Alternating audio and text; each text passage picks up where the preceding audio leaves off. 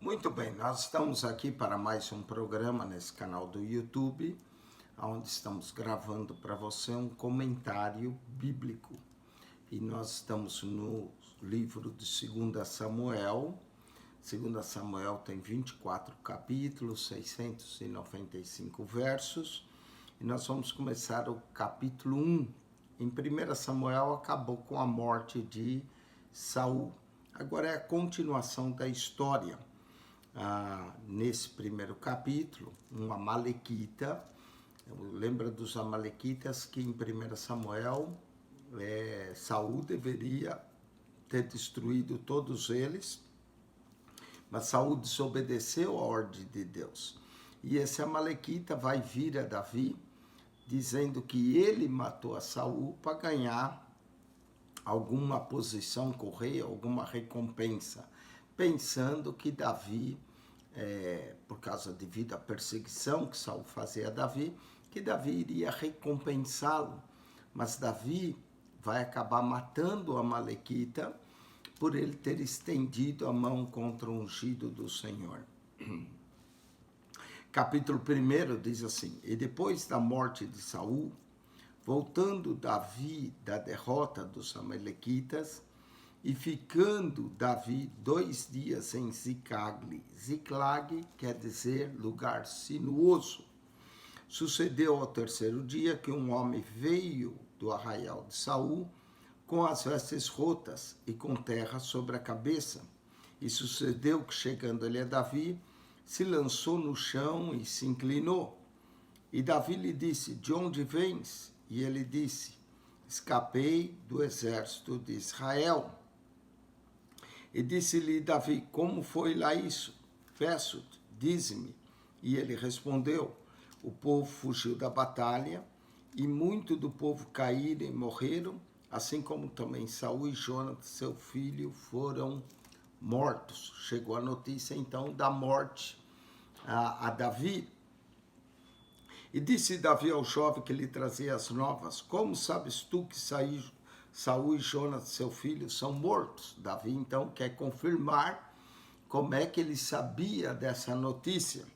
Então disse ao jovem que lhe dava a notícia: Cheguei por acaso à montanha de Giboa, e eis que Saul estava encostado sobre sua lança, e eis que os carros e capitães de cavalaria apertavam com ele. E olhando ele para trás de si, viu-me a mim e chamou e disse-me. E eu disse: Eis-me aqui. E ele me disse: Quem és tu? E eu lhe disse: Sou amalequita. Então ele me disse: Peço-te e arremessa sobre mim e mata-me, porque angustias me têm cercado, por toda a minha vida está ainda em mim. Veja bem, a história aqui é diferente do que nós lemos no último capítulo de Samuel. No último capítulo, sim, Saul se viu em aperto e Saul pediu ao seu pajé de armas que se lançasse sobre ele. Mas esse amalequita vai dar a entender que Saul pediu a ele, esse amalequita, que fizesse isso. E ele vai dizer que ele o fez, verso 10. E arremessei-me, pois, sobre ele e o matei, porque bem sabia eu que não viveria depois da sua queda. E tomei a coroa que tinha na cabeça e a manilha que trazia no braço, e as trouxe aqui a meu senhor. De alguma forma, esse amalequita realmente tomou a coroa e trouxe a manilha que trazia no braço, né? A manilha de água que ele trazia. Aí trouxe aqui a meu senhor, a manilha, né? Uma argola que ele trazia no braço. E trouxe a meu senhor. Ele pode ter achado esses artifícios, a coroa e a manilha que Saul trazia, e trouxe a Davi, mas ele provavelmente pegou depois que Saul está morto. Então apanhou Davi as suas vestes e as rasgou, como também todos os homens que estavam com ele. Davi então tomou suas vestes, rasgou, era um sinal de indignação. Davi ficou indignado pela morte de Saul. Apesar de Davi não querer estender a sua mão sobre Saul, teve duas oportunidades que Davi não o fez, porque ele dizia, não estenderei a mão contra o ungido do Senhor, e Davi dizia, seja a espada dos seus inimigos contra ele. Davi, ao ouvir a notícia, rasgou as suas vestes, e não só Davi, todos os homens que estavam com ele. Era um sinal de indignação. E prantearam, e choraram, e jejuaram até a tarde. Note que eles prantearam, choraram, jejuaram até a tarde por Saul e por Jonatas, seu filho, e pelo povo do Senhor. Então, o pranto de Davi e de seus homens não era só por Saul, mas também por Jonatas e por todo o povo do Senhor, e pela casa de Israel, porque tinham caído a espada. Era uma vergonha para o povo ter caído a espada, era sinal que os filisteus haviam tido a vitória. Disse então Davi ao jovem que lhe trouxe a nova, de onde és tu? E ele disse, sou filho de um homem estrangeiro, amalequita. Esse homem pensou que Davi iria lhe recompensar, mas Davi vai acabar lhe passando, né, a sentença de morte.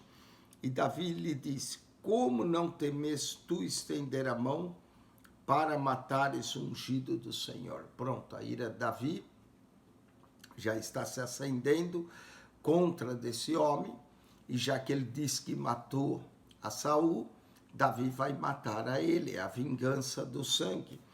Como não temes tu estender a mão para matar esse ungido do Senhor? Então chamou Davi a um dos jovens e disse, chega e lança sobre ele. E ele o feriu e morreu. Tá vendo? Esse homem trouxe uma notícia, talvez trouxe até uns artifícios de Saul, que ele pegou depois de morto, mas ele achando que Davi ia recompensar, e a sua recompensa foi a morte. Chegou, lançou sobre ele, feriu e o morreu. E disse-lhe Davi, o teu sangue seja sobre tua cabeça, porque a tua própria boca testificou contra ti, dizendo, eu matei o ungido do Senhor.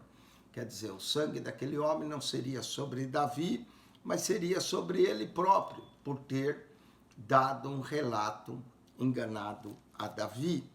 Não é? Ele diz que ele havia matado, quando na verdade Saul se suicidou. Nós vemos isso no capítulo 31.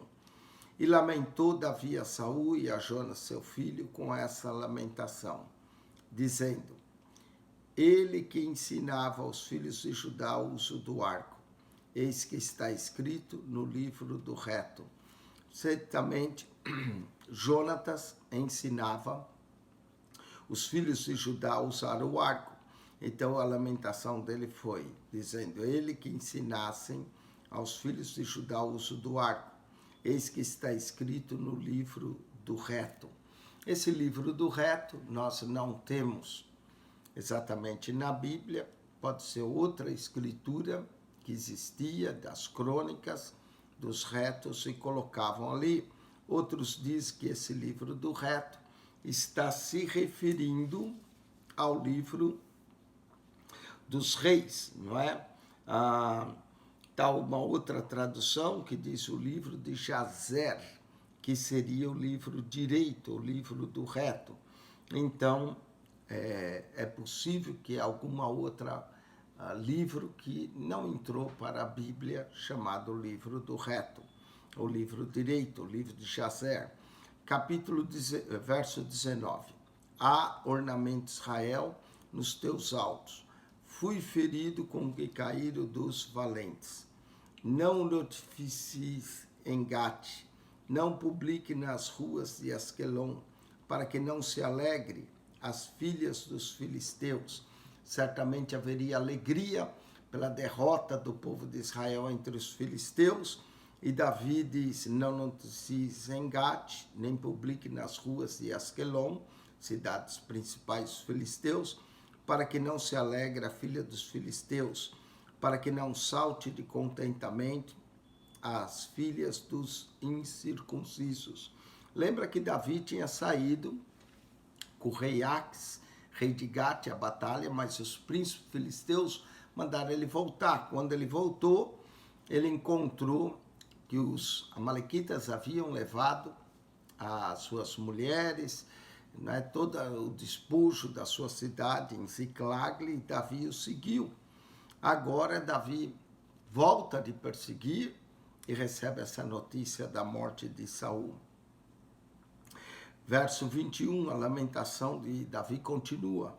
Vós, montes de Giboa, nem orvalho nem chuva caia sobre vós, nem sobre vós campos de ofertas alçadas, pois aí desprezivelmente foi arrojado o escudo dos valentes, o escudo de Saul, como se não fora ungido com óleo. Então, Davi está lamentando a morte de Saul, sua derrota. O escudo de Saul foi derrubado ali como se ele não fosse ungido com óleo. Do sangue dos feridos, da gordura dos valentes, nunca se retirou para trás o arco de Jonatas, nem voltou vazia a espada de Saul. Davi está lembrando as vitórias passadas de Saul e de Jonatas. Saul e Jonatas, tão amados e queridos na sua vida, também na sua morte, se não se separaram. Davi está mencionando a morte dos dois juntos, não é? Nem na morte Saul e Jonatas se separaram. Eram mais ligeiros do que as águias, mais fortes do que os leões. Que palavra de louvor e de honra para esses dois guerreiros, tanto Jonatas quanto Saul. Eram mais ligeiros do que águias e mais fortes do que leões. Vós, filhas de Israel, chorai por Saul, que vos vestia de escarlata em delícias, que vos fazia trazer ornamentos de ouro sobre as vossas vestes. Essa é uma lamentação que Davi levantou em homenagem a Saul e a Jonatas no momento da morte deles. Ele clama para que eles chorem pelo Davi e as filhas de Israel. Como caíram os valentes no meio da peleja, Jonatas, nos teus altos foi ferido. Angustiado estou por ti, meu irmão Jonatas. Quão amabilíssimo me eras, mais maravilhoso era o teu amor do que o amor das mulheres. Interessante essa expressão do amor de Jonatas, da amizade que havia entre Jonatas e Davi. Davi chega a dizer que o amor de Jonatas era mais maravilhoso até do que o amor das mulheres. Tal era a afeição e a consideração e a amizade entre Davi e Jonatas. Como caíram os valentes e pereceram as armas de guerra. Esse é o lamento que Davi levanta, o pranto, chamado pranto de Davi, por Saul e Jonatas. Esse lamento pela morte deles dois. Vamos para o capítulo 2 de 2 Samuel. Agora Davi é aclamado rei de Judá. E sucedeu, depois disso, que Davi consultou ao Senhor, dizendo: subirei a alguma das cidades de Judá? E disse-lhe o Senhor: sobe. E disse Davi: para onde subirei? E disse: para Hebrom. Hebrom, né, essa cidade de Hebrom, é onde Davi vai ser proclamado rei sobre Hebrom. E subiu Davi para lá, e também as suas duas mulheres, Aionã, a Jezreelita, e Abigail, a mulher de Nabal, o Carmelita. Davi, então, agora vai para Hebrom. Fez também Davi subir os homens que estavam com ele, cada um com sua família, e habitaram nas cidades de Hebrom. A cidade pertencia à tribo de Judá. Eles habitaram na cidade de Hebrom. Então vieram os homens de Judá e ungiram ali a Davi rei sobre a casa de Judá, e deram avisos a Davi, dizendo: os homens de Jabes de Gileade são os que sepultaram a Saul. Presta atenção, Davi vai ser ungido pela segunda vez em Hebrom. A primeira vez que Davi foi ungido pelo profeta Samuel, diante de seus irmãos, quando ele ainda era bem jovem. Agora, Davi é ungido pelos homens de Hebrom. Ele é ungido, vieram os homens de Judá, né? E ungiram a Davi em Hebrom como rei sobre a casa de Judá. Davi acaba sendo proclamado rei sobre a tribo de Judá, e deram aviso Davi e os homens de Jabes e Gileade são os que sepultaram a Saul. Essa é a segunda unção de Davi. A primeira, ele deveria ter, alguns dizem, entre 14 e 15 anos. A segunda se deu quando ele tinha os 30 anos de idade. Então, enviou Davi mensageiro aos homens de Jabes e Gileade, disse: bendito sejais vós o Senhor, que fizesse tal beneficência a vosso Senhor, a Saul sepultasses. Agora, pois, o Senhor use convosco de beneficência e fidelidade, e também eu vos farei esse bem, porque fizesses isso.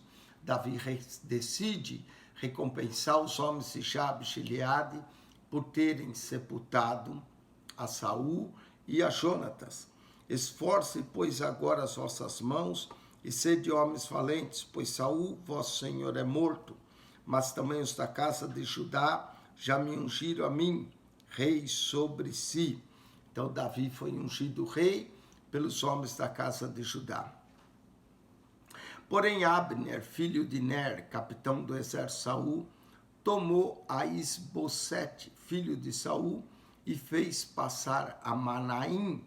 Manaim, o nome dessa cidade quer dizer 2 acampamentos, né? Manaim, 2 acampamentos, ou exército, né? Fez passar a Manaim. Então, Ner, Abner, que era filho de Ner, que era o irmão, que Ner era irmão de Quis, pai de Saul. Então, Abner era primo de Saul. Abner sobreviveu nessa batalha. Abner não morreu, apenas Saul morreu e seus 3 filhos, mas ele tinha um outro filho, Isbosete, que era filho de Saul, e Abner fez passar a Naim e constituiu rei sobre Gileade. Lembra que Davi está honrando aos homens de Jabes e Gileade, e Davi está dizendo que ele já tinha sido rei em Judá. Mas como Abner constitui a Isbosete, rei sobre Gileade, e sobre os Assuritas, e sobre Israel, e sobre Efraim, sobre Benjamim, sobre todo Israel, da idade de 40 anos era Isbosete. Isbosete era mais velho do que Davi. Davi tinha 30 anos quando foi ungido. Filho de Saul, quando começou a reinar sobre Israel. E reinou mais 2 anos, mas os da casa de Judá seguiam a Davi. Aqui nós já temos um reino um pouco dividido. Isbosete reina sobre Israel e Davi reina sobre Judá. Davi está reinando sobre Judá. Isbosete sobre a casa de Israel, sobre os demais tribos. E foi o número dos dias de Davi que reinou em Hebrom, sobre a casa de Judá, 7 anos e 6 meses. 7 anos e 6 meses, Davi reinou em Hebrom. Então saiu Abner, filho de Ner, com os servos de Isbosete, filho de Saul, de Naim, a Gibeão, e saíram também Joabe, filho de Zeruia, e os servos de Davi. Joabe também é filho de uma irmã de Davi, isso está lá em Crônicas. Então ele é primo de Davi. Se encontraram uns com os outros perto do tanque de Gibeão, e pararam esses dessa banda do tanque e os outros daquela banda do tanque. E disse Abner a Joabe: deixa levantar os jovens e joguem diante de nós. E disse Joabe: levante-se. Então se levantaram e passaram por conta 12 de Benjamim da parte de Isbosete, filho de Saul, e 12 dos servos de Davi. Eles iam para que batalhar, e cada um lançou mão da cabeça do outro e meteu-lhe a espada por lado, e caíram juntamente de onde se achou aquele lugar, Elcate Azurim, que está junto a Gibeão. Então, as tropas, Davi vai se encontrar com as tropas de Isbosete, e Abner e Joabe vão designar 12 homens para que eles batalhem. Nessa batalha vão cair os 12 homens, tanto de um lado quanto de outro.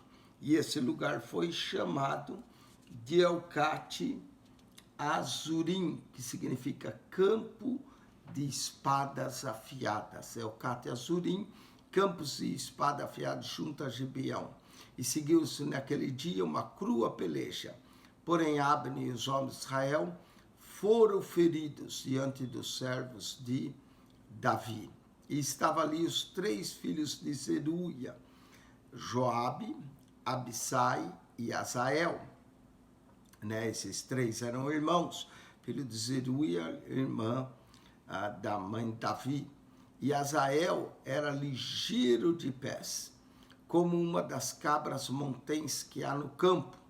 E Asael seguiu após Abner e não declinou de trás de Abner, nem para a direita, nem para a esquerda. Abner está fugindo de Asael e Asael está alcançando ele. E Abner, olhando para trás, disse: És tu, Asael? E disse ele: Eu sou.